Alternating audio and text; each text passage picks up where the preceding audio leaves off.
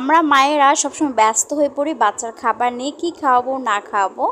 বাচ্চার যখন 6 মাস হয়ে যায় আমাদের মাথায় আসে বাচ্চাকে সুজি খাওয়াতে হবে। সুজি বাচ্চার জন্য খুবই হেল্পফুল এবং নাদুস নুদুস করে।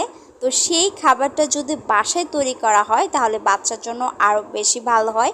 কারণ বাইরে এটা কিভাবে প্রসেসিং করছে, আদৌ ভালো করে করছে কিনা সেটা কিন্তু আমরা দেখছি না। সেজন্য বাসায় তৈরি খাবার অলওয়েজ বেস্ট।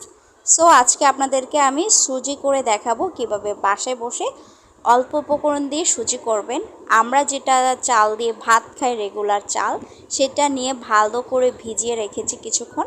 তারপর ভালো করে ধুয়ে পানি ঝরিয়ে একটা শুকনো কাপড়ে এভাবে দিয়ে চালটাকে শুকাতে হবে।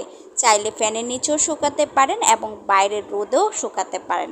এই তো আমার চালটা একদম শুকিয়ে গেছে, দেখতেই পাচ্ছেন আমার হাতেও লাগছে না এবং কাপড়ও লাগছে না। এই পর্যায়ে হচ্ছে চালটাকে ভালো করে ভেজে নিতে হবে। ভেজে নেওয়ার কারণে এটা আপনার বাচ্চা খেলে কোনো ধরনের প্রবলেম হবে না এবং ভাজাটা অত বেশি ভাজতে পারবেন না। হালকা ভাজা হলেই ঠান্ডা করে তারপরে এটাকে ব্লেন্ডারে না হয় পাটায় এটাকে বেটে গুঁড়ো করতে হবে। গুঁড়ো হয়ে গেলে তারপরে একটা চালনির সাহায্যে ভালো করে চেলে নিতে হবে। তো আমি এখন ভালো করে চেলে নেব। আমার বাচ্চা যখন 6 মাস তখন থেকে আমি বাসায় তৈরি করা সুজিটা দিয়ে আসছি এবং এখন 1 বছর হয়েছে। এখন আমি সপ্তাহে 1 থেকে 2 বার এই সুজিটাই দিয়ে থাকি। আমি এই সুজিটা একদম 1 মাসের জন্য বানিয়ে নিই এবং বানিয়ে একটা কন্টেনারে রেখে দিই। ওর যখন খেতে ইচ্ছা করে তখন জাস্ট আমি এটা বানিয়ে দিই।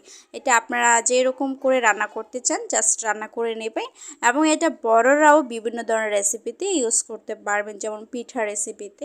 দেখেই বুঝতে পাচ্ছেন সুজিটা কতটা সুন্দর হয়েছে। অবশ্যই বাসায় তৈরি করা সুজি বাচ্চাদেরকে দেবেন। আজকের ভিডিওটি দেখার জন্য সবাইকে ধন্যবাদ।